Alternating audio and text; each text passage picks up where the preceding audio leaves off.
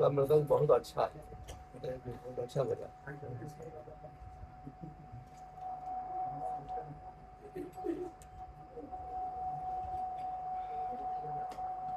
राम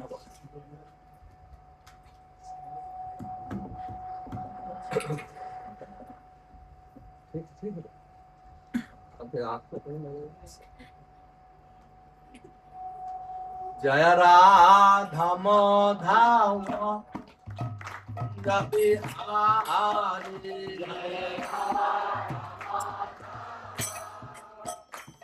जय राधा माधव कुंज बिहारी, जय राधा माधव कुंज बिहारी, जय गोपी जन वल्लभ शिवरधारी, जय गोपी जन वल्लभ शिवरधारी, यशोदानंदन भज जन रंजन, यशोदानंदन भज जन रंजन, यमुना तेरा बनचारी, यमुना तेरा बनचारी, यमुना तेरा बनचारी, यमुना तेरा बनचारी, जय राधा माधव कुंज बिहारी,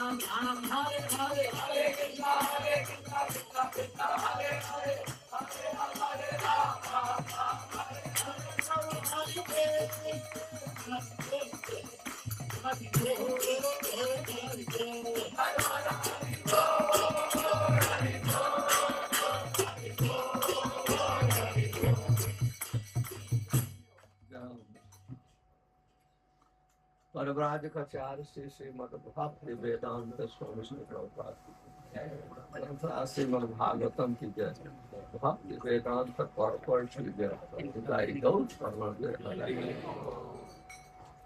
ओम नमो भगवते वासुदेवाय,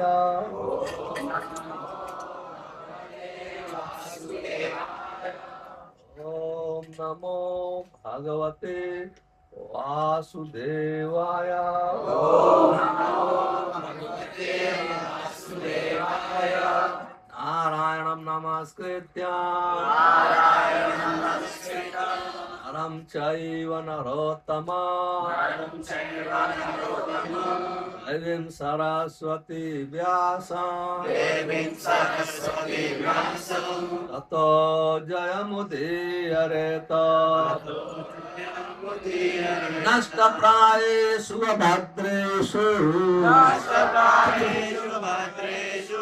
नित्यं भागवत सेवया भगवते उत्तम श्लोके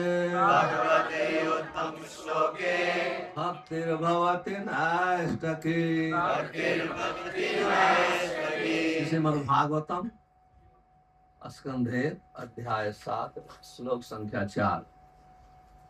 भक्ति योगेन मनसे सम्यक प्रणहिते अमले अपश्यत् पुरुषं पूर्णम् माया च तदपाश्रयम् भक्ति योगेन मनसि सम्यक् प्रणहिते अमले अपश्यत् पुरुषं पूर्णम् माया च तदपाश्रयम्। हमारी प्रार्थना है कि एक व्यक्ति प्रभु जी की तरफ से पढ़े, एक माता जी। कोई प्रभु जी की तरफ से श्लोक दोहरा पढ़िए। भक्ति योगेन मनसि सम्यक् प्रणीहिते मले अपश्यत् पुरुषं पूर्णम् मायां च तदपाश्रयम्। माता जी की तरफ, वैष्णव की तरफ से आप पढ़ेंगे तो पढ़िए। भक्ति योगेन मनसे सम्यक् प्रणीहिते अमले पुरुषं पूर्णम् माया च तद आश्रयम्।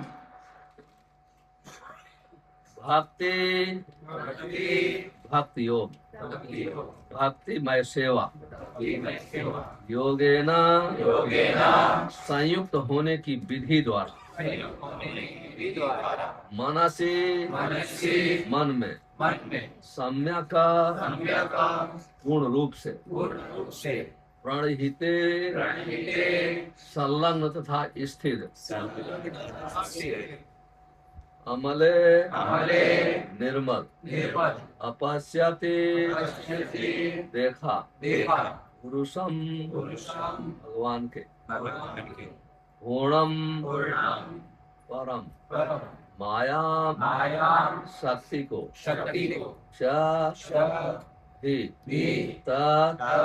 उसके अपाश्रयम पूर्ण बस में। अनुवाद इस प्रकार से है, हमारे पीछे दोहराने का कष्ट करें। इस प्रकार उन्होंने भौतिकता में किसी लिप्तता के बिना भक्तिमय सेवा भक्ति योग से बंध कर अपने मन को पूरी तरह एकाग्र किया। इस तरह उन्होंने परमेश्वर के पूर्णतः अधीन उनकी बहिरंगा शक्ति के समेत उनका दर्शन किया। तात्पर्य इसी भक्ति वेदांत स्वामी श्रील प्रभुपाद की परम सत्य का सम्यक दर्शन केवल भक्ति योग द्वारा ही किया जा सकता है। इसकी पुष्टि भगवद गीता में भी हुई है। मनुष्य केवल भक्तिमय सेवा द्वारा ही पूर्ण पुरुषोत्तम भगवान की सही सही अनुभूति प्राप्त कर सकता है और ऐसे पूर्ण ज्ञान के बल पर ही वह भगवत धाम में प्रवेश कर सकता है। निराकार ब्रह्म या अंतर्यामी परमात्मा के अपूर्ण ज्ञान से पूर्ण की अधूरी प्रतीति करके कोई भगवत धाम में प्रवेश नहीं कर पा सकता। श्री नारद ने श्री व्यास देव को उपदेश दिया कि वे भगवान था उनकी दिव्य लीलाओं के ध्यान में निमग्न हो जाएं। श्री व्यास देव की ब्रह्म तेज नहीं दिखाया, श्री व्यास देव को ब्रह्म तेज नहीं दिखलाई पड़, क्योंकि यह पूर्ण दृष्टि नहीं है। पूर्ण दृष्टि तो भगवान का व्यक्तित्व है, जिसकी पुष्टि भगवद गीता 7:19 में हुई है। वासुदेव सर्वमिति, उपनिषदों में भी इस बात की पुष्टि की गई है कि भगवान वासुदेव निर्विशेष ब्रह्म के हिरणमयन पात्रेण द्वारा आच्छादित है, और जब भगवत कृपा से यह आवरण हटता है तभी भगवान का वास्तविक मुख का दर्शन होता है। पर ब्रह्म को यहाँ पर पुरुष या व्यक्ति कहा गया है। परम भगवान का उल्लेख अनेक वैदिक ग्रंथों में हुआ है, और भगवत गीता में तो पुरुष की पुष्टि सनातन तथा आज पुरुष के रूप में हुई है। भगवान पूर्ण पुरुष हैं। परम पुरुष को की अनेक शक्तियां हैं, जिनमें से अंतरंगा, बहिरंगा तथा तटस्थ शक्तियां विशेष रूप से महत्वपूर्ण है। यहाँ पर बहिरंगा शक्ति का वर्णन हुआ है, जैसा कि उसके कार्यकलापों के वर्णन से स्पष्ट हो जाएगा। अंतरंगा शक्ति परम पुरुष के साथ उसी प्रकार बनी रहती है जिस प्रकार चांद के साथ चांदनी रहती। बहिरंगा शक्ति की तुलना अंधकार से की गई है, क्योंकि यह जीवों को अज्ञान के अंधकार में रखती। अपाश्रयम शब्द इस बात का सूचक है कि यह शक्ति पूर्ण रूप से भगवान के वश में होती है। अंतरंगा शक्ति या पराशक्ति माया भी कहलाती है, किंतु यह आध्यात्मिक माया होती है, अर्थात परम जगत में ही यह प्रकट होती है। जब कोई इस अंतरंगा शक्ति के आश्रय में आता है तो भौतिक अज्ञान का अंधकार तुरंत दूर हो जाता है। यहाँ तक कि जो आत्माराम है, अर्थात जो समाधिष्ट रहते हैं, वे भी इस माया या अंतरंगा शक्ति का आश्रय ग्रहण करते हैं। भक्तिमय सेवा या भक्ति योग इसी अंतरंगा शक्ति का कार्य है। इस प्रकार अपरा शक्ति या भौतिक शक्ति के लिए कोई स्थान नहीं रहता। जिस प्रकार आध्यात्मिक प्रकाश के तेज से समक्ष अंधकार को कोई स्थान नहीं मिल पाता, ऐसी अंतरंगा शक्ति निराकार ब्रह्म बोध से मिलने वाले आध्यात्मिक आनंद से भी बढ़कर है। भगवद गीता में कहा गया है कि निराकार ब्रह्म तेज ही भी भगवान कृष्ण के परम व्यक्तित्व से उद्भूत है। साक्षात श्री कृष्ण के अतिरिक्त अन्य कोई परम पुरुष नहीं हो सकता है, जैसा कि आगे के श्लोक में बताया जाएगा। ओम अज्ञानम तिमिरम धस्य ज्ञानंजन शलाकया चक्षुर्मिलितं येन तस्मै श्री चैतन्य मनोभीष्टं स्थापितं येन भूतं स्वयं रूप कदा मह्यं ददाति स्वपदं। वन्दे अहं श्री गुरो श्रीयुत पद कमलं श्री गुरून् वैष्णवांस्य श्री रूपं साग्रजातं सागर रघुनाथान्वितं तं सजीवं साद्वैतं सावधूतं परिजन सहितं कृष्ण चैतन्य देवं श्री राधा कृष्ण पादान सहगण ललिता श्री विशाखान्वितांश। हे कृष्ण करुणा सिंधु दीन बंधो जगतपते गोपेश गोपिका कांत राधा कांत नमस्ते तप्त कांचन गौरांगी राधे वृंदावनेश्वरी वृषभानु सुते देवी प्रणमामि प्रिय वांछा कल्पतरुभ्यश्च कृपा देवच पतितानां पावनेभ्यो वैष्णवेभ्यो नमो नमः। श्री कृष्ण चैतन्य प्रभु नित्यानंद श्री अद्वैत गदाधर शिवासादि गौर भक्त वृंद हरे कृष्णा कृष्णा कृष्णा हरे हरे हरे राम राम राम हरे। भक्ति योगेन मनसि सम्यक पणिहिते अमले अपश्यत पुरुषम पूर्णम माया च तदपाश्रय। हरे कृष्णा। मैं सर्वप्रथम श्री प्रभुपाद जी के चरणों में प्रार्थना करते हुए आप सब भक्तों का बहुत बहुत आभार करता हूँ कि आप सभी समय पर उपस्थित करके मेरा उत्साह बढ़ाया है। मैं आपको देख सकता हूँ कि आप लोग कितने उत्साहित हैं, जो भक्ति का प्रथम लक्षण है। हम लोग कल सुना किस प्रकार से व्यास से मानव जीवन के कल्याण के लिए वेदों, उपनिषदों और पुराणों की रचना किया। सब रचना करने के पश्चात वो स्वयं ही दुखी हो गए। तो अपने गुरु महाराज को याद किए। उनके गुरु महाराज नारद जी आए, तुरंत ही उनकी गलतियों को पकड़ लिया। क्या गलती थी? आपने भगवान की लीलाओं का वर्णन नहीं किया। जो लीलाएं जगत पवित्र प्रणहित करने चाहिए, वो पूरे विश्व को, संसार को, ब्रह्मांड को पवित्र करने वाली है। तो इस प्रकार से श्री व्यास से नारद ऋषि के उपदेश को आत्मसात करके नारद जी के चले जाने के बाद तुरंत ही सरस्वती नदी के किनारे आए। वहां एक स्थान है सम्यक्प्रास, जहां पर वो बैठ करके व्यास ऋषि ने जो शिक्षा दिया है उसी शिक्षा के अनुसार अपना ध्यान केंद्रित किया भगवान के रूप, नाम और लीलाओं। जैसे ही, क्योंकि कृष्ण सूर्य सम माया है अंधकार, जहां कृष्ण तहां माया रहा है।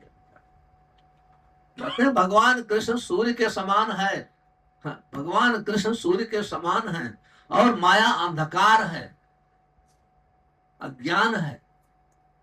तो जैसे ही व्यक्ति भगवान कृष्ण के नाम, रूप और गुण लीलाओं पर अपना ध्यान लगाता है, वो अज्ञान और अंधकार से मुक्त हो जाता है। तो व्यास ऋषि उदाहरण है।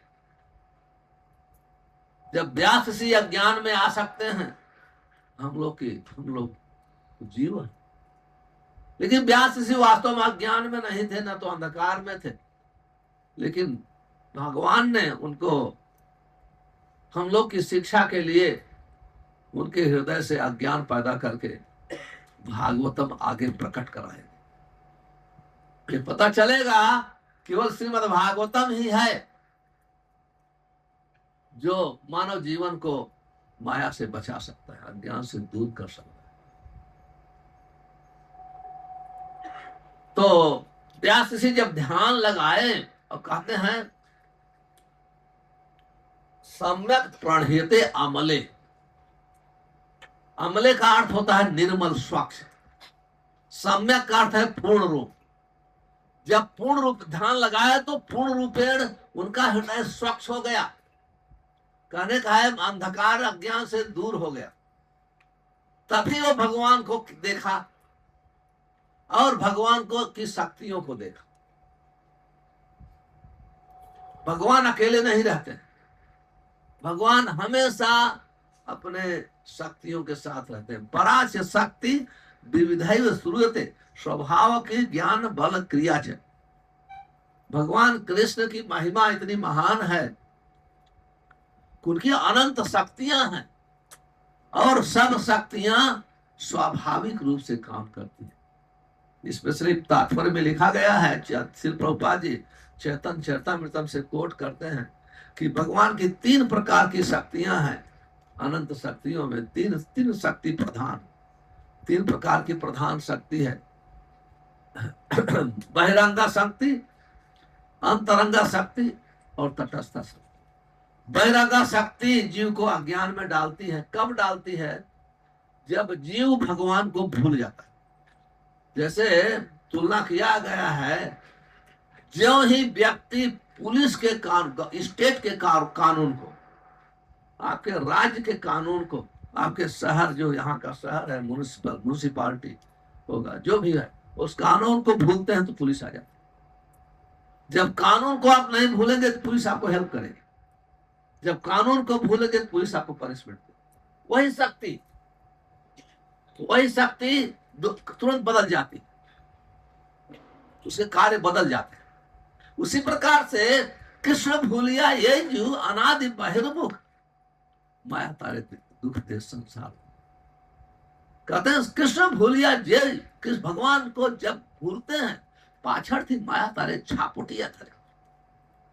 कहते हैं पीछे माया है हमेशा। यहाँ देख रहे हैं, व्यास जी देख रहे हैं कि माया है। जैसे आप चलते हैं, आपकी शैडो साथ में चलती है, परछाई आपको चलती है। आपको शैडो को कोई आलिंगन करे तो होगा, कोई भोजन खिलाएगा तो खाएगी। हालांकि शैडो भी, आप मुंह खोलेंगे शैडो का मुंह खुलेगा, लेकिन शैडो में वो खा नहीं सकती। कभी नहीं खा सकती। शहदों को खिलाना अज्ञानता है और भोजन की बर्बादी है। शहदों खा ही नहीं सकती है, और क्योंकि शहदों खा नहीं सकती है तो उसमें कैसे ताकत आएगी? उस प्रकार के से ये माया के शरीर जो है, माया की शरीर हमेशा असंतुष्ट रहती है, हमेशा, क्योंकि इसका नरिशमेंट हो ही नहीं सकता। अंत इमे देहा नित्युक्ता शरीर, इसका बिगिनिंग है और उसका ही अंत है। तो उसका नरिशमेंट क्या? आपका नरिशमेंट भी बिगिनिंग है और शुरुआत होता है, खत्म हो जाता है, खत्म हो जाता है। लेकिन जो आत्मा शाश्वत है, भगवान शाश्वत है, आत्मा और भगवान का संबंध शाश्वत है, और यही संबंध को स्थापित करने के लिए ये मानव शरीर में कहते हैं। वेद जो है 3 प्रकार का ज्ञान देते हैं, संबंध, अभिधेय और प्रयोजन। अब यहां अब बहुत सुंदर वर्णन है। कहते हैं कि भक्ति योगेन, इसका अर्थ है कि नारद ऋषि व्यास ऋषि विद्वान थे, ज्ञान योग का तो वर्णन कर दिया था उपनिषदों में, कर्म कांड का वर्णन कर दिया था वेदों में, वर्णन है ही, और ध्यान योग, अष्टांग योग का भी वर्णन कर दिया था। लेकिन कहते भक्ति योगेन मनसी, अभी नारद सिंह ने उनको भक्ति योग का उपदेश दिया, इसलिए भक्ति योग के द्वारा ही भगवान का दर्शन किया और साथ में भगवान की शक्तियों का दर्शन किया। कहते भगवान का दर्शन किया और भगवान की शक्तियों का। आप देख सकते हैं, जब हम लोग भक्ति योगी हैं, हम लोग भक्ति योगी के प्रारंभिक विद्यार्थी स्टूडेंट, भक्ति योग का अभ्यास कर, तो भक्ति योग किस प्रकार से श्री प्रभुपाद जी उदाहरण देते हैं। जैसे सूर्य है, जब सूर्य का दर्शन करेंगे तो आप अपने आप का दर्शन करेंगे। अगर सूर्य का दर्शन नहीं होता है तो आप अपने को भी नहीं देख सकते। उसी प्रकार से जब हम भगवान का दर्शन करते हैं, अपने को भी दर्शन करते हैं। हम हमारी सिचुएशन हम हैं कौन? ऐसा नहीं पहले हम अपना दर्शन करेंगे तब सूर्य हो ही नहीं सकता है।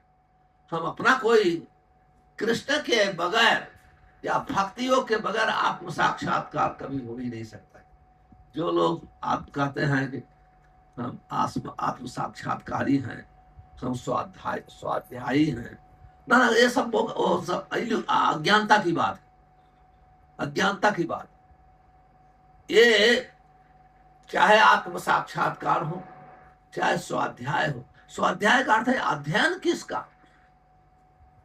अध्ययन स्वाध्याय का अर्थ है किसी का स्व अध्याय, अपना अध्ययन। अपना अध्ययन का अर्थ क्या हुआ? मैं शरीर नहीं हूं, आत्मा है। और आत्मा, इससे आगे क्या होगा? हम कहते जाएंगे हम आत्मा हूं, आत्मा हूं, आत्मा हूं, इससे थोड़ी पेट भरने वाला, सुख मिलने वाला। इसके आगे क्या है? तो भक्ति योग जो है इसके आगे वर्णन करता है। तो व्यास ऋषि संपूर्ण ज्ञान में परिपूर्ण थे, उनको नारद ऋषि को आवश्यकता नहीं थी उन्हें आकर ज्ञान। नारद ऋषि ने फटकारा उनको फटकारा। कहते जुगुष्टम एन कृतानुशासितम स्वभाव रक्तस्य। कहते हैं कि स्वभाव, लोग स्वाभाविक रूप से इंद्रिय तृप्ति की तरफ, ज्ञान योग की तरफ, योगा की तरफ आ सकते हैं। अभी देखिए बहुत होता है कि वो अपने हाथ से भभूति निकाल देते हैं। अरे भाई, हाथ से कितना टन भभूति निकालेंगे? थोड़ी भभूति निकाल देते हैं। आप आग जला दो, 10-20 किलो आप निकाल सकते हैं। और इसके लिए इतनी तपस्या की क्या जरूरत है? मान लो कोई जादूगर है, तो जादूगर वो जादूगर जादू है और भभूति से पेट भरेगा? कभी नहीं किसी का। लेकिन लोग इतनी अज्ञानता में, माया जो है, माया की दो शक्तियां, एक अवर्णात्मिका शक्ति, एक प्रक्षेपात्मिका शक्ति, मैं हमेशा बोला करता हूं। और ये जो है अवर्णात्मिका शक्ति जो है, वो अपने ज्ञान को कवरती है, ढक लेती है। ढकने के बाद तब उसको कुत्ता बना देती है, सुअर बना देती है। श्रीमद् भागवतम में वर्णन आता है कि जब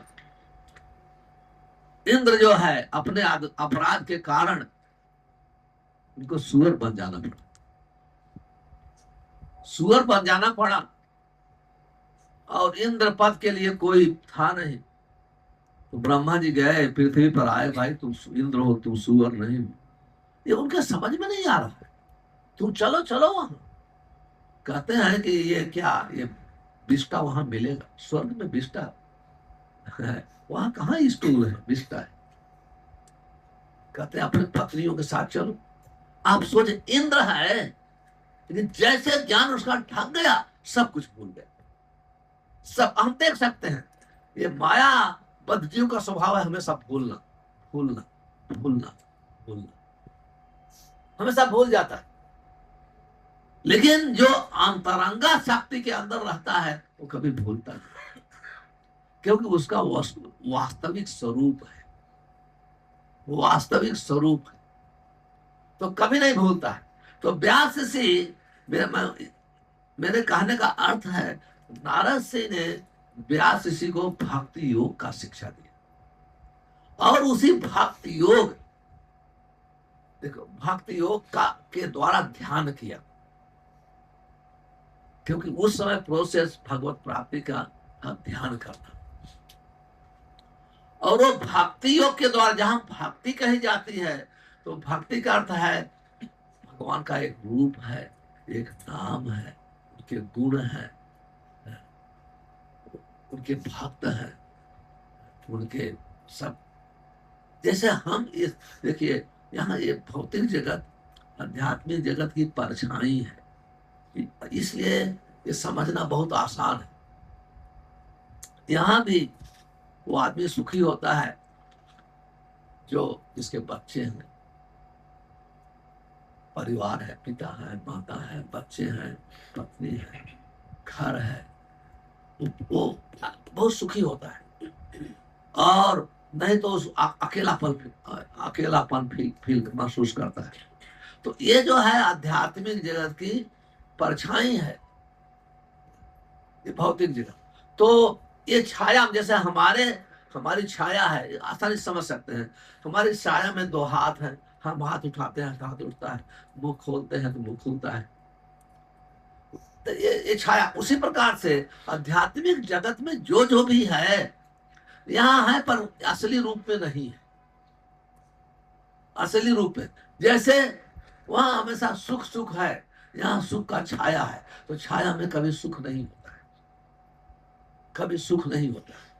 इसलिए हमारा जब छाया के साथ कोई इस प्रकार का कोई संबंध नहीं होता है, तो इसलिए हमारा जो ये संबंध है, एक ढंग से कहा जाए ये छाया का ही संबंध है, इसमें कोई सुखी नहीं है।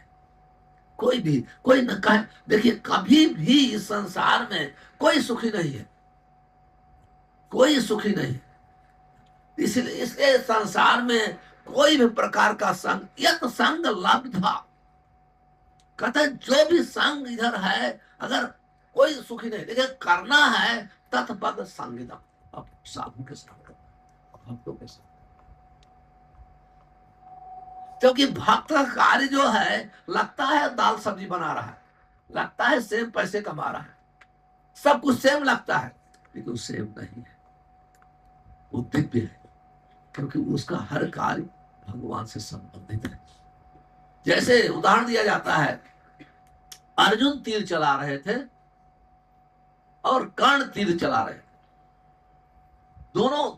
दोनों एक दूसरे को मार रहे थे तीर से, लेकिन अर्जुन का तीर जो है भगवान की प्रसन्नता के लिए था, और कर्ण का तीर भगवान की प्रसन्नता के लिए नहीं था। और जब कोई भी कार्य हम भगवान की प्रसन्नता के लिए करते हैं, उसमें हम सफल होते हैं। एक बार कर्ण भीष्म पितामह के पास गया, कहता है, हे पितामह, मैं आप जानते हो कि मैं अर्जुन से महान धनुर्धारी हूं, धनुर्धारी, और उससे महान वीर हूं, लेकिन जितनी बार अर्जुन से सामना पड़ा मैं हार जाता हूं। इसका कारण क्या है? स्वयं ही भीष्म पितामह से पूछा। भीष्म पितामह कहते हैं, कर्ण, ये सत्य है, तुम महान योद्धा हो, अर्जुन से महान हो, लेकिन तुम कभी कोई महान योद्धा से विजय नहीं प्राप्त करा सकते। कोई महान, कोई कितना भी कलाकार हो, महान हो, ऐसा नहीं वो सफल ही होगा अपने जीवन में। जिसके ऊपर भगवान की कृपा, क्योंकि तुम अधार्मिक हो, धर्म तुम्हारे साथ नहीं है। अर्जुन के साथ धर्म है, क्योंकि धर्म के पिता भगवान कृष्ण है, उनके साथ धर्म के पिता भगवान कृष्ण है, उनके साथ हैं, इसलिए वो हमेशा अर्जुन सफल होता जाता है, सफल। इससे हमको ये भी शिक्षा मिलती है, जब हम भगवान कृष्ण हमारे साथ रहेंगे, हमारी असफलता भी सफलता है। वो असफलता, हम सोच रहे हैं कि हम भौतिक रूप से हार रहे हैं, नहीं नहीं, हम जीत रहे हैं। हम यहाँ जो भौतिक रूप से जीतने का अर्थ है, भौतिक रूप जगत का गुलाम बनना। भौतिक में हारने का अर्थ है हम भौतिक आसक्ति पर जीत रहे हैं। समझ रहे हैं ये बात को? आप लोग समझ रहे हैं? जैसे भौतिक चीजों पर जीतने का अर्थ है माया के साथ हमेशा रहना। माया तो क्या, आप हार गए, दुखी देगा। और भौतिक रूप से हारने का अर्थ है कृष्ण के साथ रहेंगे, हमेशा कृष्ण के साथ रहें। तो माया को क्यों हम माया के साथ रहें? भक्त जो है भौतिक सफलता के लिए काम नहीं करते, कभी नहीं करते। और आध्यात्मिक ऐसी चीज है, उसकी सफलता जो है भौतिक चीज से तुलना भी नहीं की जा सकती। इसके परम उदाहरण हमारे सिक्स गोस्वामीगण हैं। सिक्स गोस्वामीगण, इसमें सनातन गोस्वामी प्राइम मिनिस्टर थे। भारत का प्राइम मिनिस्टर कौन है? नरेंद्र मोदी। कितना power. Sanatan Goswami prime minister थे और रूप गोस्वामी फाइनेंस मिनिस्टर थे। लेकिन जब भक्ति का स्वाद मिला,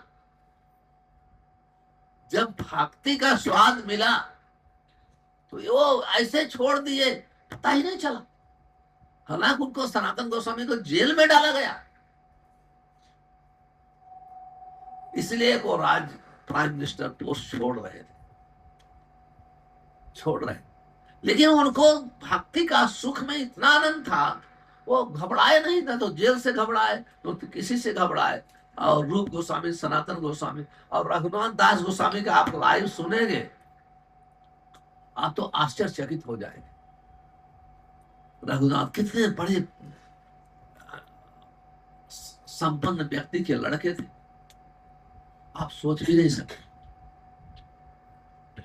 लेकिन ऐसे ही छोड़ा, जैसे जहां मालवत यू, भागवतम वर्णन है कि महाराजा भरत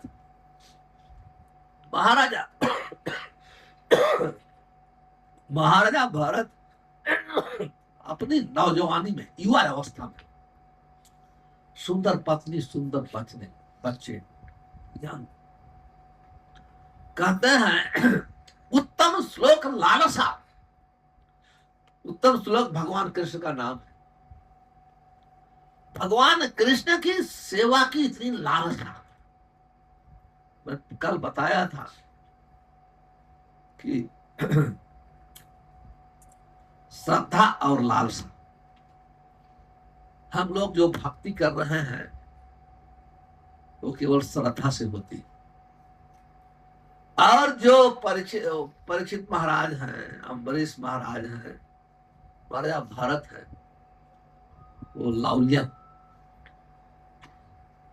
वो लालच। ये श्रद्धा जो है धीरे धीरे लौल्यम में परिवर्तित हो जाती है। जब हमारे हृदय स्वच्छ होते हैं, तो इस संसार में हमारे कहने का उदाहरण है, भक्ति ऐसी महान है, तो जो भक्ति करता है, उदाहरण इसी श्लोक पे दे रहा हूं, जो भक्ति करता है वो क्यों छोड़ सकता है भाई? जिसके लिए दिन रात बनाया, हर चीज किया, क्यों छोड़ता है? क्योंकि अपश्यत पूर्णम पुरुषम माया च तद अपाश्रय। अपश्यत का अर्थ है देखा। क्या देखा? व्यासशील देखा, माया शक्ति को देखा और भगवान की अंतरंगा शक्ति को देखा। और देखते हैं कि भगवान की दोनों शक्तियां हैं, और ये देखते हैं माया, जीव जो है माया शक्ति के अंदर नहीं है, उसे माया शक्ति से कोई लेना देना नहीं है। आत्मा कोई संबंध ही नहीं है आत्मा का और इस माया के।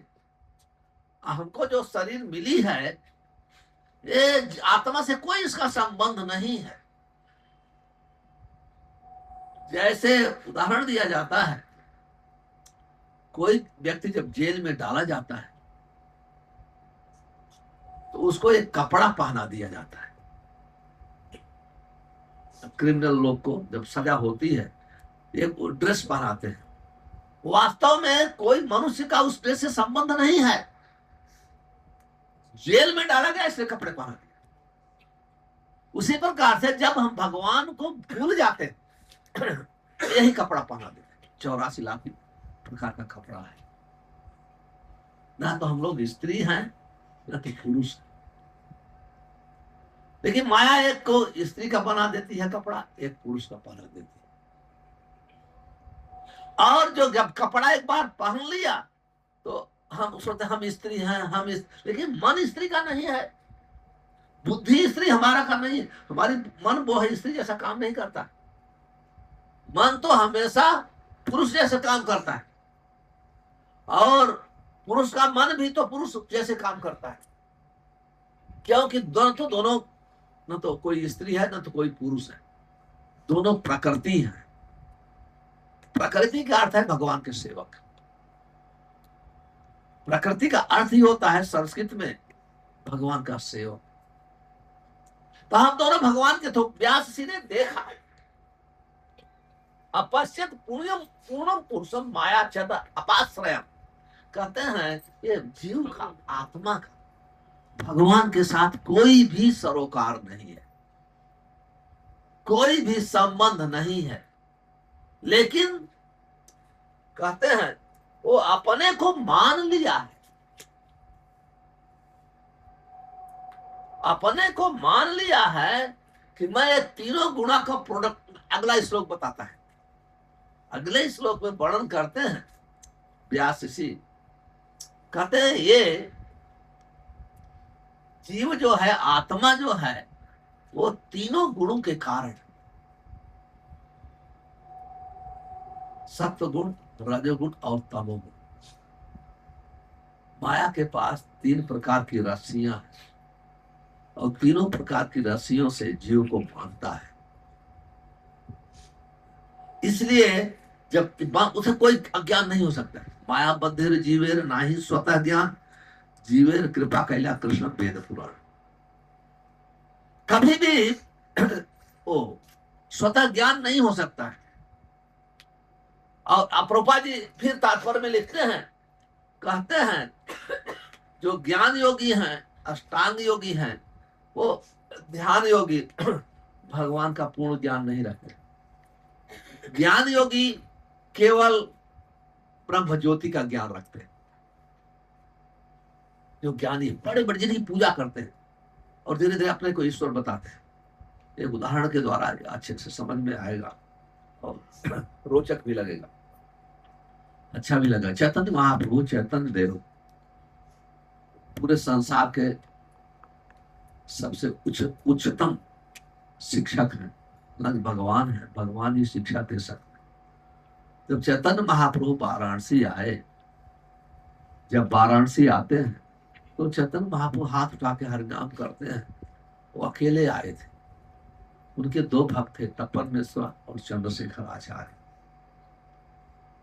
अकेले जब कीर्तन करते हैं, कहते हैं सिंह ग्रीवा, उनकी गर्दन सिंह के, शेर के समान था, और आवाज भी शेर के समान ही निकलती थी। अजानु लंबित भुजौ कनकावदातौ, उनकी भुजाएं बहुत लंबी लंबी थी और उनके शरीर सोने के समान चमकते थे, सुनहले रंग के थे। चैतन्य महाप्रभु जब हाथ उठा के, जब स्वयं कृष्ण थे, जब कीर्तन करते थे, पूरा जीव जो, क्योंकि जीव तो उनका ही अंश है ना, तो मोहित किसके प्रति होगा? उनके ही प्रति होगा ना। और लाखों लाखों लोग उनको फॉलो करते थे, लाखों लाखों लोग। वो साधुओं में बहुत जलसी होती है। ऐसा नहीं कोई साधु बन गया, ये टकला कराने से, ईर्ष्या से कोई मुक्त नहीं हो सकता है। कोई जटा रखने से ईर्ष्या से मुक्त नहीं हो सकता। आप देखिए प्रकाशानंद सरस्वती हजारों सन्यासियों के गुरु थे, लेकिन ये संसार में कंपटीशन है ना। जैसे वो उसके इतने फॉलोअर हो गए, सब उनको समाचार दिया, समाचार बताया, अरे एक सन्यासी मायापुर से, जगन्नाथपुरी से आया है, और वो आया है, उसको लाखों लाख लोग फॉलो कर रहे हैं। कोई कीर्तन हाथ उठा के भगवान के संकीर्तन यज्ञ कर रहा है, और कोई नाच रहा है, कोई लौट रहा है, कोई रो रहा है, तो आनंद में सब है। लोग जाके वर्णन, भाई साधु के हम बताएंगे ना, वो साधु हैं, साधु की क्रिया जागो, प्रकाशानंद साधु, सरस्वती भी साधु हैं। और लोगों को क्या पता है कि ये मायावादी सन्यासी हैं, ये तो भगवान स्वयं वैष्णव सन्यास धारण किए हैं। तो क्या कहता है, अरे मैं जानता हूं वो ये चमत्कारी है सन्यासी। चमत्कारी का अर्थ होता है फेक आदमी, क्योंकि वो कुछ असलियत नहीं है, चमत्कार करता। और किसी न किसी प्रकार से वो भट्टाचार्य, सार्वभौम भट्टाचार्य को बस में कर लिया। कहता है किसी न किसी प्रकार से सार्वभौम भट्टाचार्य को बस में कर लिया, इसलिए बहुत प्रसिद्ध हो गया। बहुत है तो, लेकिन वो जगन्नाथपुरी में उसका चलेगा चमत्कारिता। चमत्कार जगन्नाथपुरी, ये वाराणसी है, वाराणसी नगरी में वो कुछ नहीं कर पाएगा। ऐसे करके लगा, मतलब लगे, कहते वो तो फनेटिक है, कुछ फनेटिक लोग उसको फॉलो कर रहे हैं, ऐसे लगे शिकायत करने। और भक्त जो है अपने गुरु की और भगवान की निंदा सुन नहीं कर सकता। भक्त हर चीज सहन करता है, लेकिन जब भगवान के प्रश्न, कोई भगवान की निंदा करता है और भगवान के प्रतिनिधि गुरु होते हैं उसकी निंदा करता है, कभी सहन नहीं कर सकता। तो तपन मिश्रा चंद्रशेखर आचार्य कहते हैं कि हे महाप्रभु, आपकी निंदा सुनकर मेरी छाती फट रही है, मैं सहन नहीं कर सकता। हम लोग सहन नहीं कर सकते। और चैतन्य महाप्रभु कुछ भी नहीं बोले, एक शब्द भी नहीं, मुस्कुराए थे। और वो मुस्कुरा करके अपना कीर्तन करते हुए वृंदावन की तरफ चले गए। वृंदावन की तरफ से फिर वापस आए। जब वापस आए वहां, फिर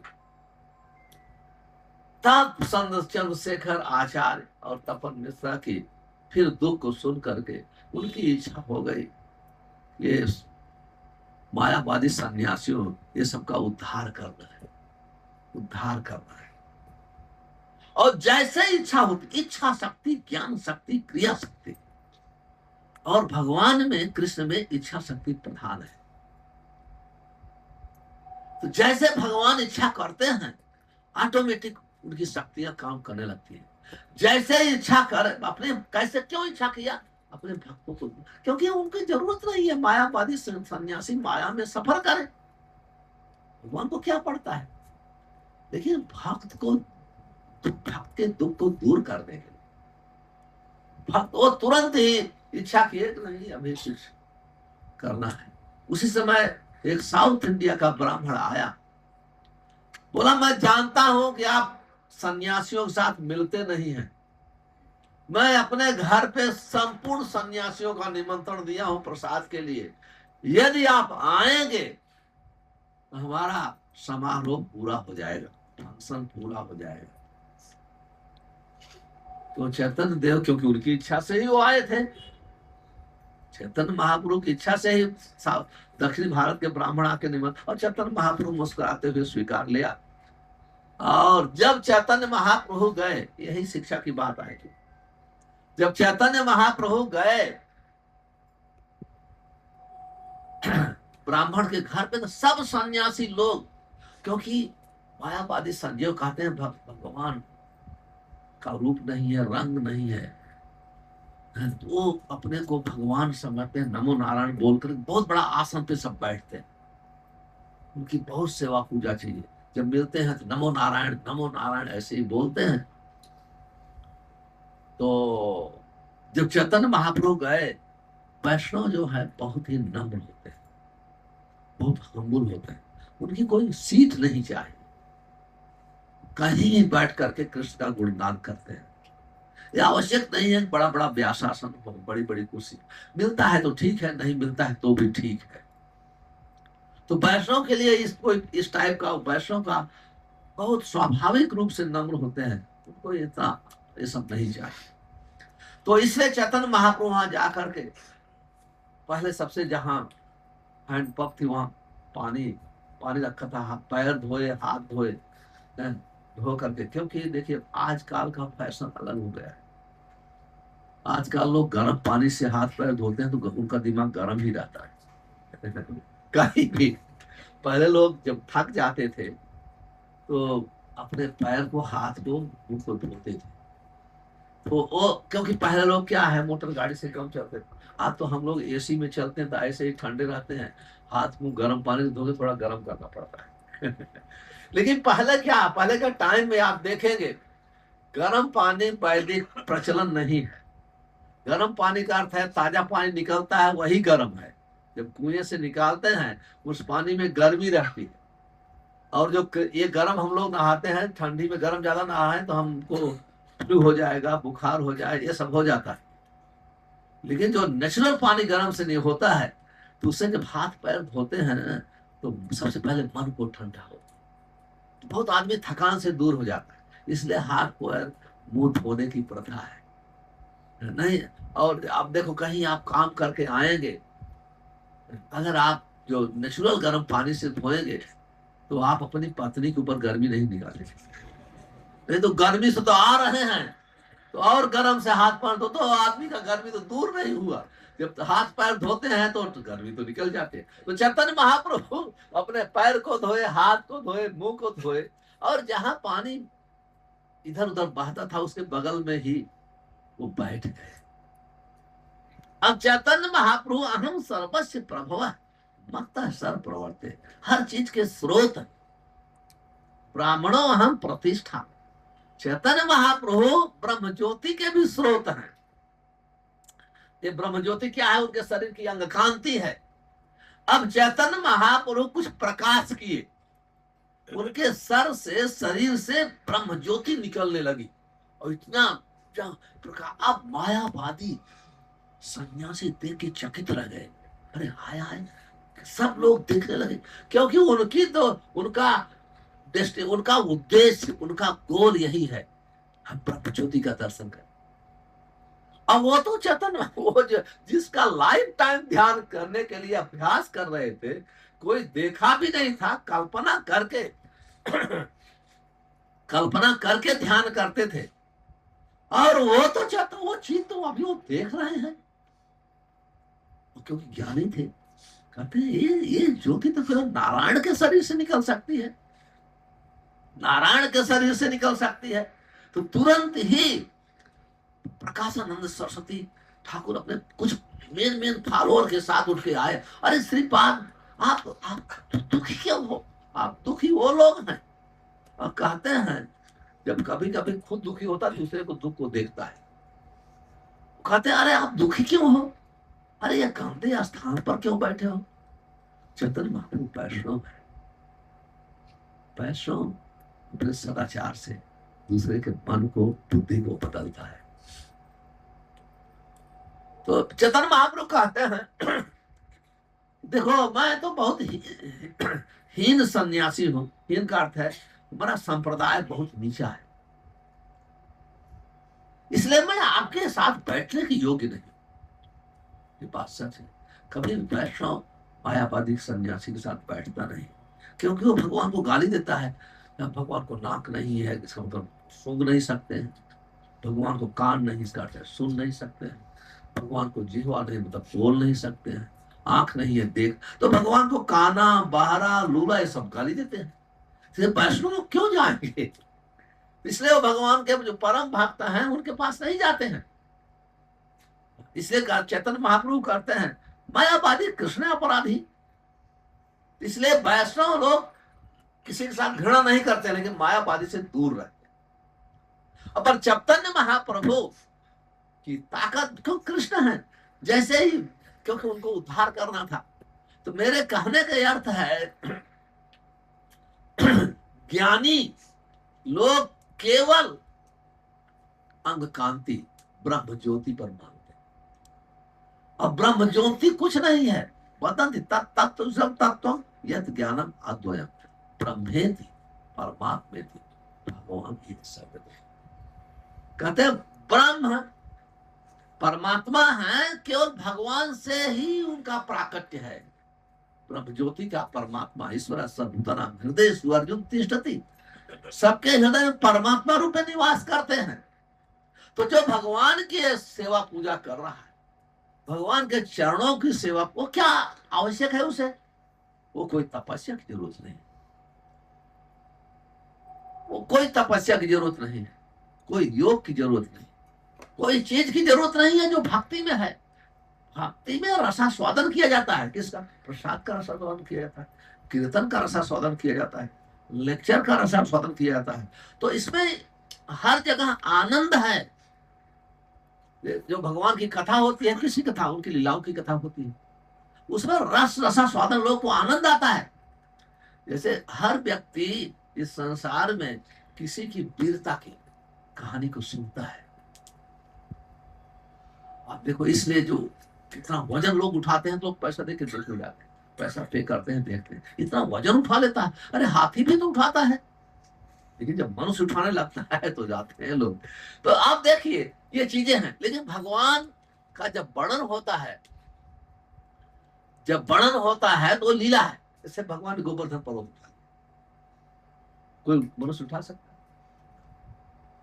तो इसमें आनंद है, आनंद है। तो इसलिए जो भक्ति है वो आनंद है। लेकिन भक्ति तभी चालू होती है जब हम अज्ञान से, माया से मुक्त होते हैं। इसलिए व्यास जी बताते हैं, व्यास जी वर्णन करते हैं, अगले श्लोक में आएगा कि जीव जो है यया सम्मोहितम, यया सम्मोहितो जीव आत्मानम त्रिगुणात्मक। कहते हैं जीव जो है केवल माया में अननेसेसरी पड़ गया है, आवश्यक नहीं है उसे। माया से कोई लेना देना नहीं है। माया मतलब अज्ञानता। हम लोग माया को कभी कभी लोग भूल से, क्लियर कर रहा हूं, धन को माया समझते, बच्चों को माया समझते, परिवार को माया। ये गलत है। माया का अर्थ है जो कृष्ण से संबंधित नहीं है, वही माया है।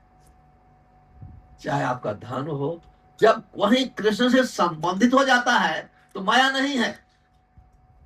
यही वस्तु कृष्ण से संबंधित हो जाता है। इस प्रकार से व्यास जी ने बहुत स्पष्ट रूप से देखा, बहुत स्पष्ट रूप से देखा कि किस प्रकार से जीव जो है इस माया में फंसा हुआ है। और इसीलिए वो आगे उपाय बता रहे हैं। जो देखता है वही छूटने का उपाय बता सकता है।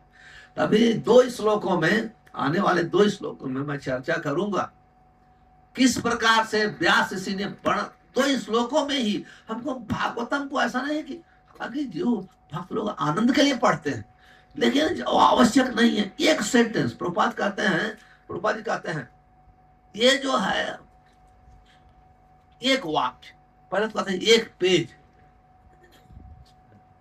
प्रभुपाद जी कहते पढ़ते थे खुद, अपना खुद भागवतम प्रभुपाद जी पढ़ते थे। कहते थे अगर कोई जब पढ़ते थे तो उनको इतना आनंद आता था। आप जब अपना ही लिखा हुआ सोचते हैं मैं कैसे लिख सकता हूं, ये तो कृष्ण ने बोला है इसलिए लिखा। और कहते हैं एक पेज कोई पढ़ ले भगवान के धाम चला जाए। फिर कहता है नहीं थोड़ा भी पढ़ ले, एक लाइन भी पढ़ेगा और फिर कहते हैं एक शब्द भी कोई पढ़। आप देखिए ये भागवतम है। तो आप देखिए तो आप कई जगह देखेंगे भागवतम में, वहीं भागवतम समाप्त हो जाना चाहिए। जैसे परीक्षित महाराज ने सुखदेव गोस्वामी से प्रश्न किया कैसे संपूर्ण भय से कोई मुक्त हो सकता है, तो सुखदेव गोस्वामी ने कहा तस्मात् सर्वात्मा भारत भगवान ईश्वरो हरि श्रोतव्य कीर्तव्य स्मृतिताम भयम। कहते किसी को संपूर्ण भय से मुक्त करना है तो उनको कीर्तन करना चाहिए, स्मरण करना चाहिए, ध्यान करना। वहां भागवतम समाप्त हो गया। लेकिन परीक्षित महाराज को इतना आनंद आता था, उसको सुनने के लिए फिर प्रश्न करते हैं। तो इसका अर्थ है भगवान भागवतम का एक श्लोक एनफ है आपको भगवान के धाम पहुंचाने के लिए, एक श्लोक। और भागवतम ऐसा है, ये भक्तिसिद्धांत सरस्वती ठाकुर ने एक श्लोक पर ढाका में 3 महीने तक लेक्चर दिया, क्योंकि एक शब्द जो है आपको लीला तक वर्णन करेगा। भागवतम का एक शब्द भी आपको लीला तक ले जाएगा। इसलिए जो भागवतम है वो भागवत भक्ति ग्राह्य, न च बुद्धया न च टीकया। केवल भागवतम हमारी भक्ति से समझ में आता है, भक्ति से समझ में आता है, और दूसरे से कोई समझ नहीं सकता है। इस प्रकार से व्यास ऋषि आगे वर्णन का अपना अनुभव वर्णन करेंगे, किस प्रकार से हम लोग जो समझ रहे हैं कि हम माया में है, माया में है, माया में है। जीव का माया के साथ कोई संबंध तो है नहीं, केवल मान लिया है। अगर आप अपने को मान लें कि मैं मोदी हूं, मोदी हूं, मोदी हूं, प्राइम मिनिस्टर मोदी हूं, आप मोदी मानने से हो जाएंगे? तो ऐसे ही जीव मान लिया है कि माया का प्रोडक्ट हूं, माया से उत्पन्न हुआ, माया का प्रोडक्ट हूं। लेकिन जीव का माया से कोई संबंध नहीं। संबंध माया के 3 गुणों के कारण ये हमारे भावना को ढक दिया गया है, इसलिए हम ऐसे फील करते हैं। और यही कहते हैं, यही जगाने के लिए कि हम माया मेरे से संबंध नहीं है, यही जगाने के लिए हम भागवतम का श्रवण करते हैं, हरे कृष्ण महामंत्र का श्रवण करते हैं, भक्तों का संग करते हैं। इससे धीरे धीरे हमारे हृदय में ज्ञान प्रकट हो जाता है। नहीं, हम इस संसार को नहीं, इस संसार को नहीं। हरे कृष्णा हरे कृष्णा। कभी 7:30 आरती है, 7:30 6:30, 15 मिनट क्वेश्चन आंसर, इसलिए तो कोई सत्संग हो, कोई प्रश्न पूछिए। सनातन गोस्वामी से, चैतन्य महापुरुष सनातन गोस्वामी से प्रश्न की, ग्राम में व्यवहारे पंडित कहे सत्य करी मानी। गांव के व्यवहार से सब वो मुझे बोलते हैं पंडित जी, पंडित जी, पंडित जी। मैं अपने आप को स्वीकार करता हूं, लेकिन मुझे कुछ पता नहीं, मुझे क्या ज्ञान नहीं। तो हम आप बताइए मैं दुखी क्यों, मैं बहुत समस्याएं हैं, बहुत समस्याओं से बताइए, ऐसे चैतन्य महाप्रभु। तो चैतन्य महाप्रभु कहते हैं, ये सनातन आप कृष्ण भक्त हो, और कृष्ण की कृपा से आपके हृदय में सब ज्ञान उत्पन्न हो जाएगा। आप पूछ रहे हो अपनी भक्ति को बहुत सावधान होने के लिए। ऐसा नहीं है, कभी कभी भक्त को सब पता है, यहाँ भक्त ऐसा नहीं कि आपको नहीं पता है, लेकिन वो बहुत ही और सावधानी से अभ्यास करने के लिए जो पता है वही प्रश्न करते हैं, और वही प्रश्न करते हैं तो बहुत आनंद आता है। ऐसा नहीं कि कोई हमें अज्ञान में है ना। जैसे आप देखिए, हर जहां प्रश्न उत्तर अभ्यास को सब प्रश्न है पता है, फिर भी प्रश्न करते हैं। विदुर मैत्रेय से प्रश्न करते हैं, बुद्ध कभी अज्ञान में हो सकते हैं, महाजन, लेकिन प्रश्न करते हैं। वो प्रश्न करते हैं तो हम लोग के लिए, जब एडवांस भक्ति व्यक्ति प्रश्न करता है, अपने लिए नहीं सबके लिए, इसलिए हम भागवतम सुन रहे हैं उनकी कृपा। तो आप लोग का कोई प्रश्न है तो पूछिए, यस ब्रो। माइक जो लगाए जरूरत है माइक। हाँ ठीक।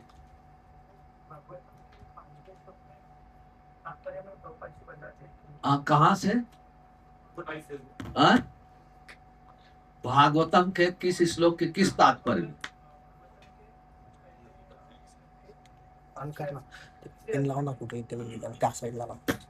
पहले स्कंद के तीसरे अध्याय। हाँ कौन से श्लोक के तात्पर्य? पहले स्कंद के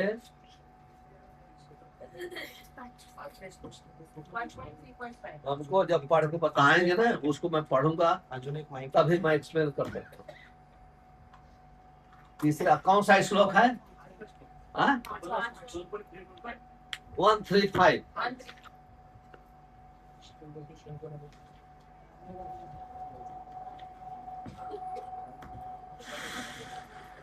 हाँ तो ये 135 में बहुत लंबा पर्पट है।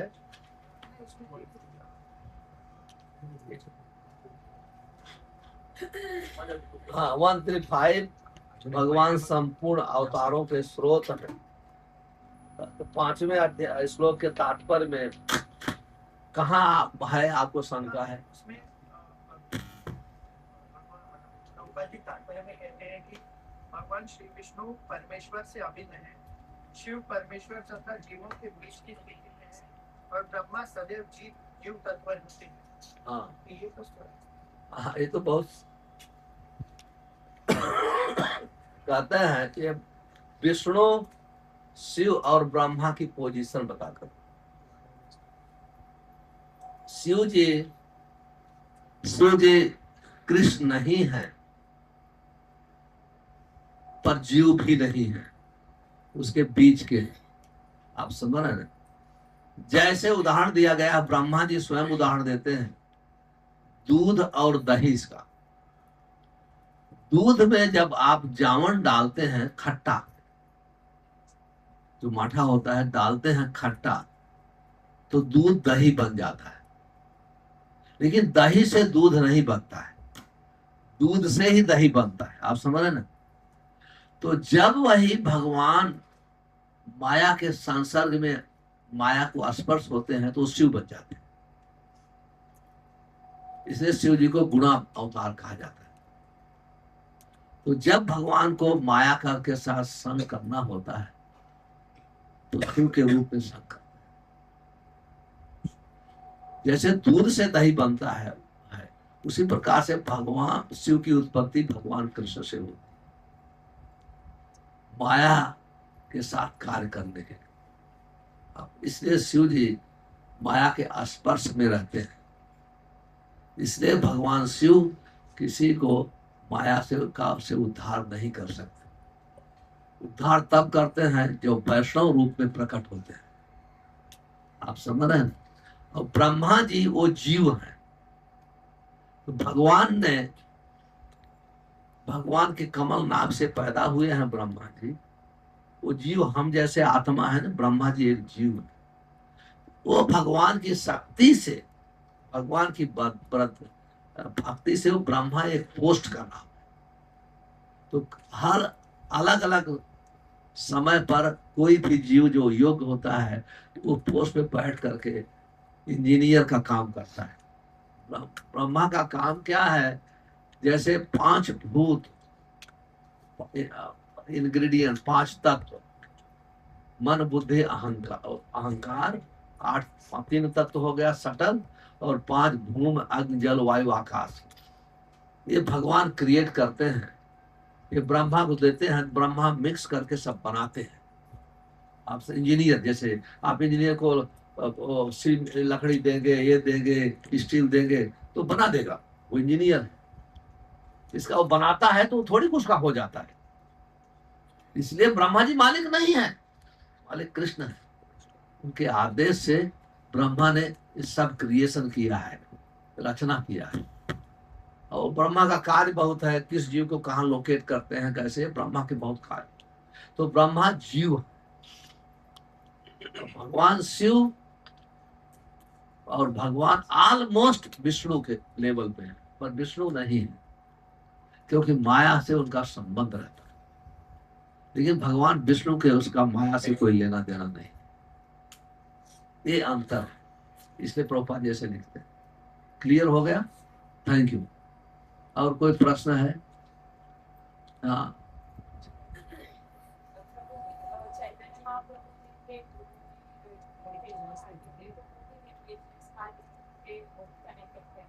चैतन्य महाप्रभु गुरु थे। चैतन्य महाप्रभु गुरु केशव भारती वो सन्यास गुरु थे। चैतन्य महाप्रभु के रियल गुरु थे ईश्वरपुरी, और वो सन्यास केशव भारती से लिए। तो सन्यास गुरु होता है, लेकिन महत्व होता है जब दीक्षा दिया जाता है। तो वैष्णव दीक्षा दिया जाता है तो सन्यास का अर्थ है भौतिक संसार से वैराग्य के गुरु थे। उनको डंडा दिया, कपड़ा दिया, मुंडन कराया। सन्यास मंत्र चैतन्य महाप्रभु ने उनके पहले कान में फूका, इसके बाद वही मंत्र केशव भारती चैतन्य महाप्रभु के कान में फूका। आप समझ रही हो? लेकिन ऐसे केशव ईश्वरपुरी से नहीं हुआ। ईश्वरपुरी ने उनको पापर दीक्षा दिया चैतन्य। हाँ, आप क्या पूछना चाहते?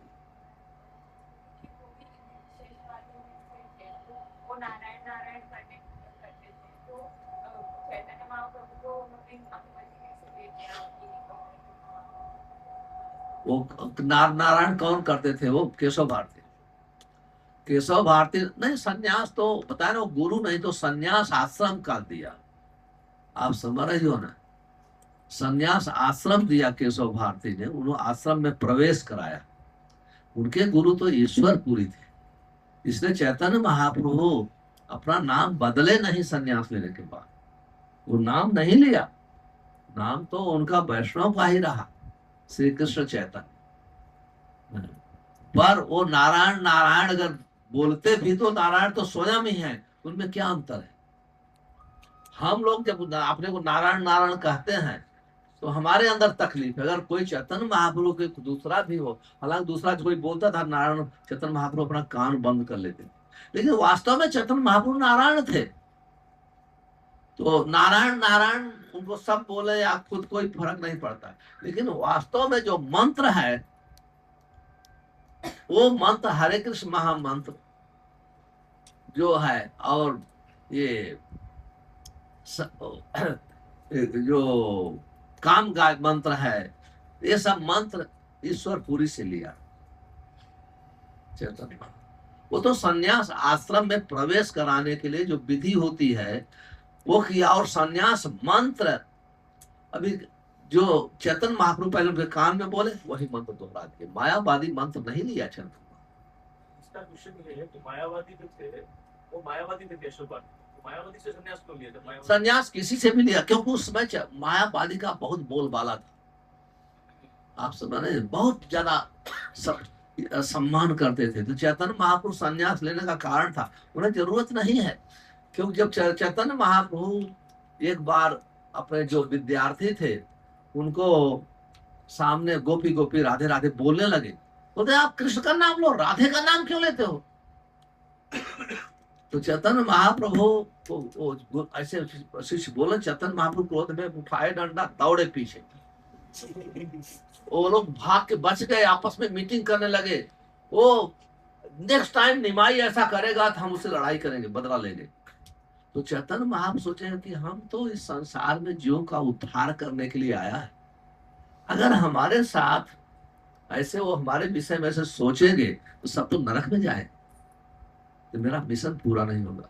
चैतन्य महाप्रभु इस विचार करके सन्यास लिया कि सन्यास मुझे, हालांकि वो भगवान है, सन्यासी के रूप में तो कृष्ण है, उनको कोई ऐसे सन्यासी के भाव में भी प्रणाम करेगा तो भगवान के धाम में जाएगा।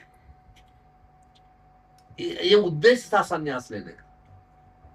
प्रचार तो उन्होंने भक्ति का किया, प्रचार तो भक्ति का किया, अभ्यास भक्ति का किया। हरे कृष्ण महान उनका जैसे कहते हैं कोई भी व्यक्ति मुझे केवल प्रणाम कर देगा सन्यासी समझ के तो भी वो भगवान के धाम चले जाएगा, क्यों उसका उद्धार हो जाएगा। तो उस समय सन्यासियों का, स्पेशली मायावादी सन्यासियों का, शंकराचार्य संप्रदाय के सन्यासियों का बहुत सम्मान था। इसलिए चैतन्य महाप्रभु ने लिए सन्यास उनसे। और लेकिन वो उनका हर कार्य वैष्णव का होता था। उनके जीवन में कोई परिवर्तन, पहले कीर्तन करते थे भक्तों के साथ, सन्यास के बाद भी कीर्तन करते थे। और मायावादी लोग को तो भक्त बनाए,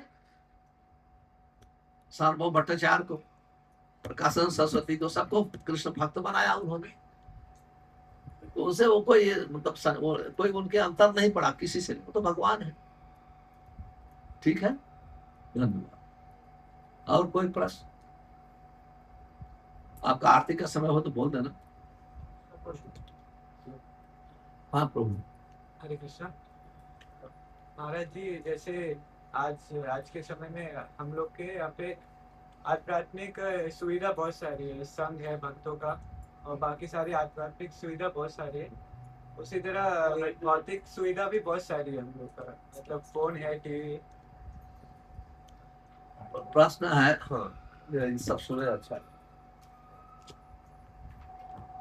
हरे कृष्ण महाराज।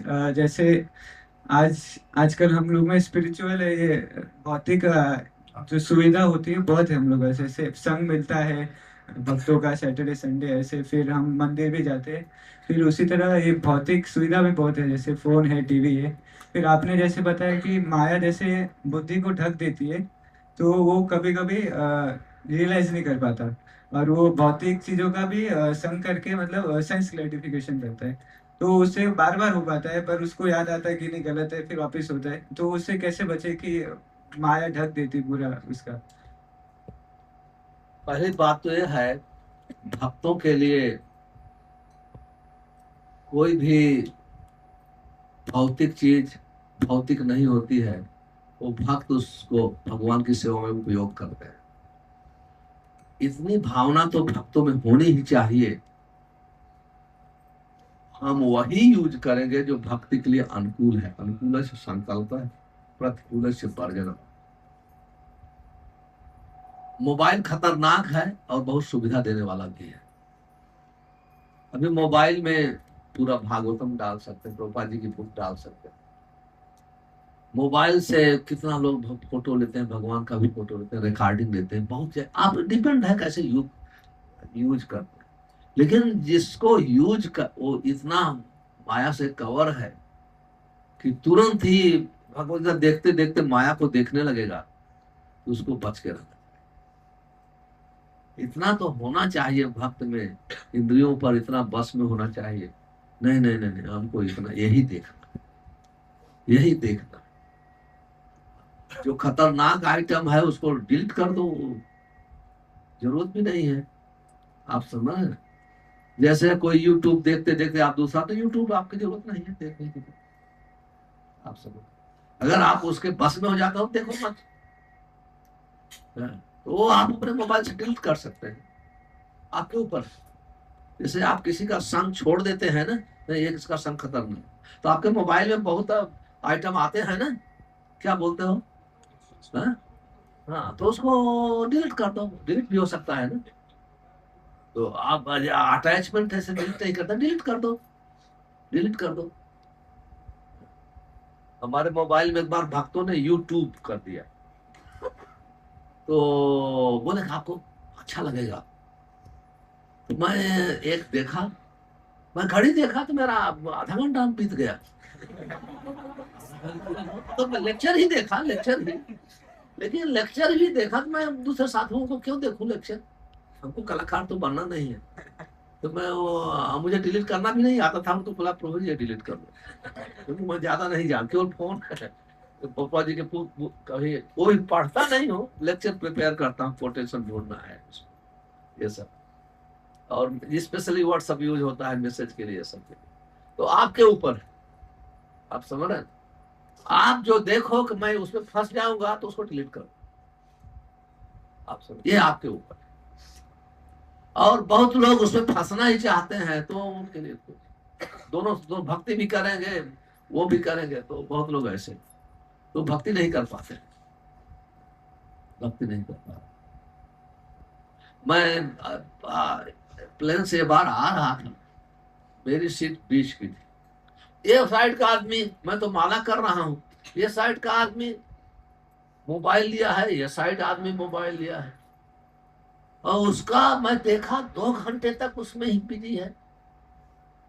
आप सोचो, और 2 घंटे तक, और अभी मोबाइल बंद करने का मतलब प्लेन खड़ी हो गई, लैंड भी हो गई, सब कुछ हो गया, लेकिन वो हाथ से घुमाता ही रहा, घुमाता रहा, छूट नहीं रहा। ये बोलो कितना गुलाम हो गया।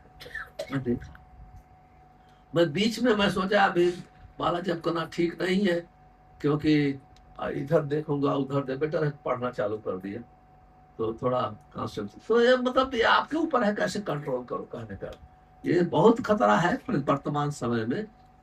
सुविधा भी है, असुविधा भी है, तो अभी अपने ऊपर है। हम हर चीज जरूरत नहीं है, पर इतना आइटम उसमें क्या, सब क्या जरूरत देखने की, तो हमारे लिए उपयोगी देखो जरूरत है। जैसे अभी रिकॉर्डिंग चल रहा है, तो ये उपयोग हो रहा, माइक है, इसका उपयोग, आवाज मेरी ज्यादा ऊंची है, बढ़ रही है आवाज, तो सब सुन रहे हैं, ये सब है। अभी मोबाइल में बहुत सटल चीजें होती हैं, उसको निकाल दो, देखो जरूर आप सुनो।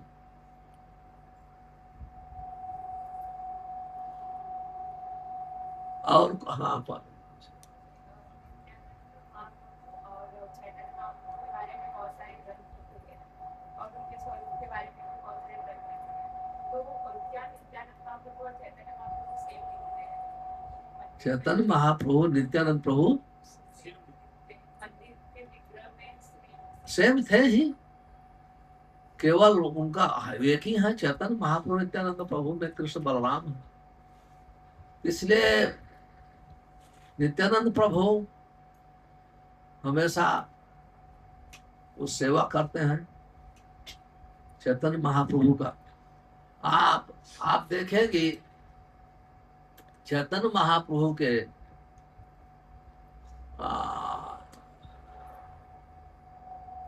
लेफ्ट साइड नित्यानंद प्रभु रहते हैं, लेफ्ट साइड में, तो लेफ्ट साइड तो ऐसे ही पहचान होता है। तो जब शिव विग्रह की आप बात कर रही है ना, तो चैतन्य महाप्रभु के लेफ्ट साइड नित्यानंद प्रभु, चैतन्य महाप्रभु के राइट साइड गदाधर रहते हैं, गदाधर राधा रानी। तो चैतन्य महाप्रभु कृष्ण, नित्यानंद प्रभु बलराम, तो बलराम और चैतन्य महाप्रभु लेफ्ट साइड और गदाधर साइड, तो वो इसी हिसाब से पहचाना जाता है।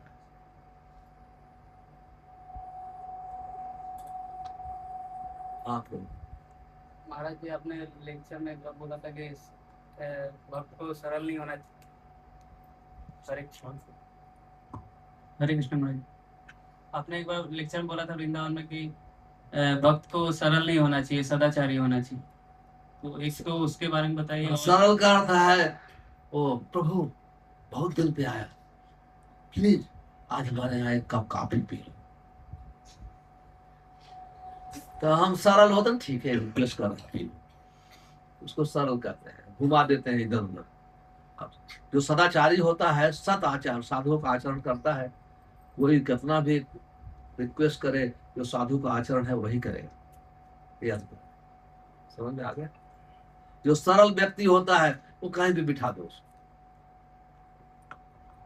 आप समझ रहे? तो साधुओं को थोड़ा स्ट्रांग होना चाहिए। सदाचारी का अर्थ है भक्त के आचरण के अनुसार चलना चाहिए, उसको सदाचारी करें, सत आचरण। सरल का अर्थ है मतलब ठीक है, एक दिन खाने में क्या होगा, आप खा लो, चाय पी लो, एक दिन लहसुन प्याज खा लो, और उसको कहते हैं साधु। इसलिए उस सेंस में है भक्तों को सरल नहीं, सदाचारी हो। सरल व्यक्ति जैसे सोचता है, गुरु से अभी सवाल पूछने में बहुत सोचता है कि नहीं अच्छा नहीं, फिर खुद से आंसर ही सोच लेता है कि हाँ इसका आंसर ऐसा होगा, फिर पूछता नहीं है। वो कुकड़ माइंड, जो जो गुरु से सवाल नहीं करता, अपने मन में दूसरा सोचता रहता है, वो शिष्य नहीं बन सकता है। शिष्य तो वो है समझ में आए या न आए, गुरु के उत्तर को मानता है। जैसे श्रील प्रभुपाद जी कहते हैं, जब भक्त सिद्धांत सरस्वती ठाकुर बोलते थे, बहुत चीजें उनको समझ में नहीं आती प्रभुपाद जी को, लेकिन वो स्वीकार करते। प्रभुपाद जी जब वृंदावन में गए तो उस समय भक्त समय सिंधु लिख दी गई, ट्रांसलेशन कर दिए। तो सब भक्त लोग आते थे लेकर, क्योंकि भक्त समय सिंधु साधारण आसान ग्रंथ नहीं है। वो समझ में आ जाए तो भक्ति में आप परिपक्व हो जाएंगे। तो प्रभुपाद जी के पास आते थे, प्रभुपाद जी ये बताइए। प्रभुपाद जी कहते हैं, तुम हमेशा तुम्हारे पास मत आओ प्रभुपाद जी, ये है बार बार पढ़ो, समझ में आ जाए, क्योंकि गुरु का वाक्य है, प्रभुपाद जी का तात्पर्य है। तो बार बार पढ़ेंगे भक्त स्वामी सिंधु, तब समझ में आए। इसलिए जो गुरु का वाक्य का अर्थ होता है, हम प्रभुपाद जी की वाणी कर रहा हूं। तो कभी कभी ऐसा नहीं सोचना चाहिए कि इसका प्रश्न है तो इसका ये उत्तर होगा, नहीं, बेटर है गुरु से पूछ ले। आप समझ रहे, पूछ ले, स्पेकुलेशन नहीं होना चाहिए। बहुत स्ट्रेट गुरु के साथ शिष्य का संबंध बहुत स्ट्रेट, सीधा सीधा होना चाहिए। ऐसा नहीं कि उसका परपट नहीं लिखना चाहिए, गुरु के वाक्य पे परपट नहीं लिखना चाहिए कि महाराज ने इसलिए बोला होगा, इसलिए बोला, ना ऐसा नहीं होना चाहिए। आप समझ रहे, सीधा प्रश्न। महाराज हरे कृष्ण। महाराज जैसे आपने बताया कि इंद्र को उनकी बुद्धि पे कवरिंग हो गई थी और उनको कुछ याद नहीं था, तो ऐसे ही जैसे हम सब भक्ति करते हैं तो हम पे कहीं ना कहीं गुरु की कृपा हुई, तो गुरु ने हमें धीरे धीरे अज्ञान दूर करा। तो लेकिन हमारे आसपास ऐसे लोग होते हैं जो बिल्कुल नास्तिक होते हैं, जो भगवान के बारे में सुनना भी नहीं चाहते ऐसे, तो उन पर भगवान कृपा करते हैं?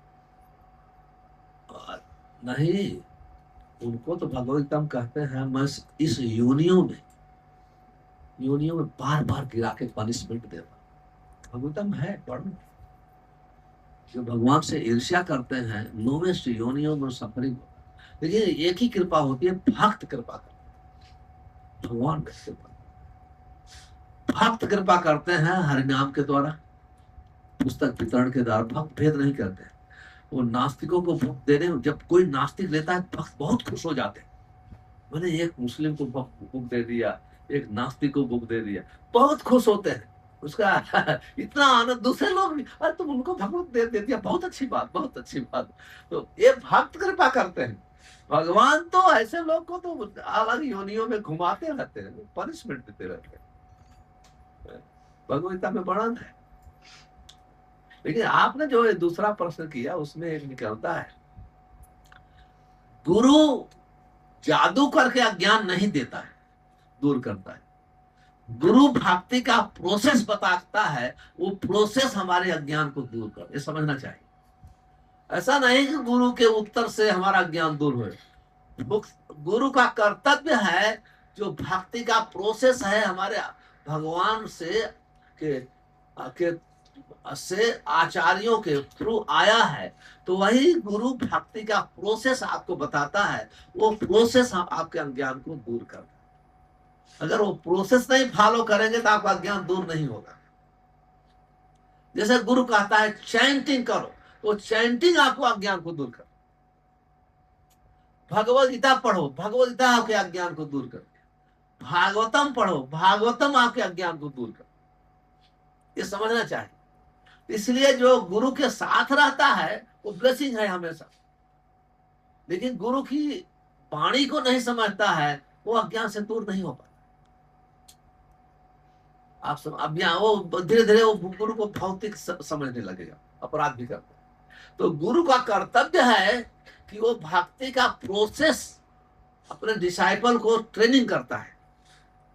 श्रवणम कीर्तनम विष्णु स्मरणम पाद सेवनम वंदनम दास्यम, नवदा भक्ति का प्रोसेस ट्रेनिंग करता है। श्रवण कैसे करना है, स्मरण कैसे करना है, नाम कैसे जप करना है, वो ट्रेन करता है। वो वही श्रवण और नाम जप, उसके द्वारा ही अज्ञान हमारा दूर होता है। इसलिए जो सिस्टमेटिक भक्ति करता है वो अज्ञान में नहीं रहता है। अज्ञान नहीं रहता है। आप समझ रहे हैं? गुरु किसी के अनर्थ को दूर नहीं करता है। भक्ति भजन क्रिया कहा गया, तब तीसरा आता है अनर्थ निवृत्ति। कहते हैं ना साधु संग, आदव श्रद्धा साधु संग। पहले हमारे में थोड़ी सी श्रद्धा है तो भक्तों का संग करते, जो भक्तों का संग करते हैं तुरंत भक्त संग का अर्थ रहता है साधु संग के श्रवण कीर्तन। वो माला पकड़ा देगा, एक माला चमको, आधा माला करो, परिक्रमा करो, कुछ भी वो भक्ति में लगाता है तो उसको भजन क्रिया कर। वो भजन क्रिया से हमारा ज्ञान और अनर्थ दूर होते हैं। तो आप मतलब प्रॉपर आप समझिए प्रोसेस। तो हमको कभी सेंटिमेंट होकर गुरु स्वीकार नहीं करना है। जब हम सेंटिमेंट होते हैं गुरु स्वीकार, तो हम फनेटिक, तो क्या करेंगे, अपने गुरु को ही मानेंगे, शिक्षा गुरु को नहीं मानेंगे, दूसरा कोई गुरु होगा उसको नहीं मानेंगे। जितने भी गुरु हैं वो सब समान है, क्योंकि उनकी शिक्षा एक है। जैसे आप दो दो बोलेंगे चार, आप बोली और वो भी बोलते हैं दो दो चार, भले व्यक्ति अलग हैं तो चार तो मिलेगा सबको जो बोलेगा। आप समझ रहे हैं कि नहीं बात? उसी प्रकार से गुरु के एसोसिएशन से, उसके संग से, एसोसिएशन का अर्थ है जो बताता है भक्ति का, भक्ति बढ़ती है प्रोसेस से। इसलिए कहा गया है शिक्षा गुरु दीक्षा गुरु पथ प्रदर्शक सब गुरुदेव है, गुरु जन है। तो उनके साथ अब जब कोई सेंटिमेंट होता है तो केवल दीक्षा गुरु को मानता है, जो आपको शिक्षा दे रहा है। जो दूसरे भक्त वैष्णव हैं, साधु हैं, मान लो शिक्षा नहीं दे रहा है, कोई एक साधु होता है ना, हो सकता है बोलने कम आता है, सांस कम आता है, लेकिन वो माला करता है ना बैठ के, उसके संग में माला करेंगे, भक्ति उन्नत है, तो उसके साउंड वाइब्रेशन, आवाज उसकी हरे कृष्ण महामंत्र के आपको भी प्रभावित करेगी। आप अच्छा से उसके साथ माला करें। इसलिए और जब केवल हम अपने गुरु को ही मानेंगे, दूसरे को नहीं मानेंगे, ये भावना नहीं आनी चाहिए, ये भावना नहीं होनी चाहिए। क्लियर हो गया? धन्यवाद। इस टाइप के प्रश्न बहुत अच्छे होते हैं, बेटा उसको दो। इसमें प्रश्न करना, मानो गुरु जो बोलता है प्रोसेस ही कठिन लग रहा है आपको, क्या करता है? जैसे प्रोसेस है, गुरु ने आपको दीक्षा दिया, दीक्षा क्या है? एक कमिटमेंट है। 16 माला का जप करो, 4 नियम का पालन करिए, 10 अपराध से, ये प्रोसेस है, ये भक्ति का साधु संग प्रोसेस है, ये भक्ति का प्रोसेस देता है, और वो प्रोसेस आपके अज्ञान को दूर करता है। अज्ञान से अनर्थ होते हैं, इसलिए कहते हैं अनर्थ भजन क्रिया अनर्थ निवृत्ति से। गुरु में श्रद्धा होनी चाहिए, गुरु को श्रद्धा है, वो गुरु एक वैष्णव है, इसलिए कहते हैं वैष्णव जात बुद्धि। वैष्णव में हम भेदभाव नहीं रखना चाहिए, भेदभाव नहीं रखना।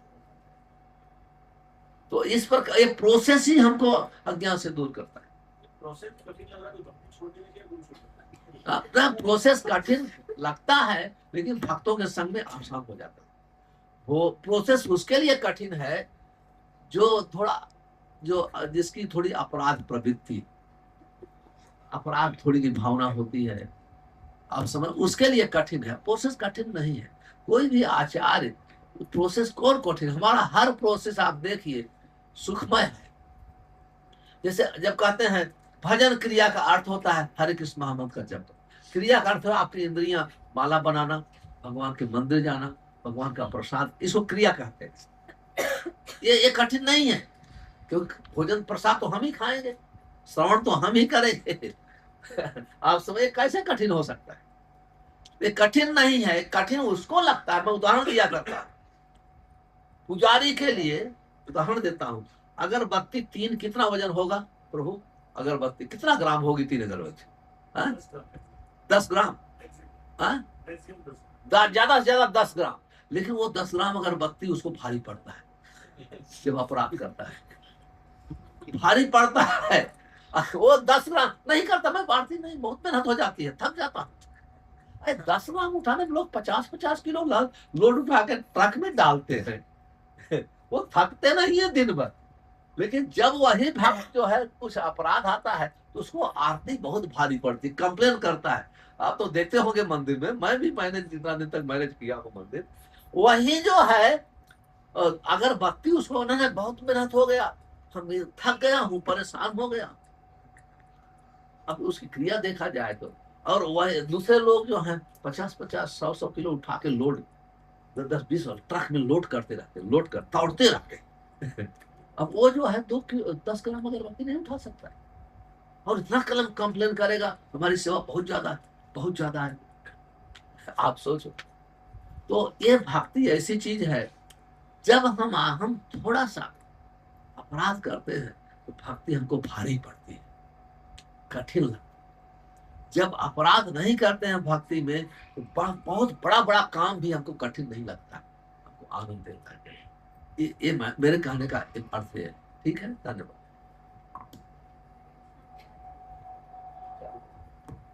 हरे कृष्णा महाराज।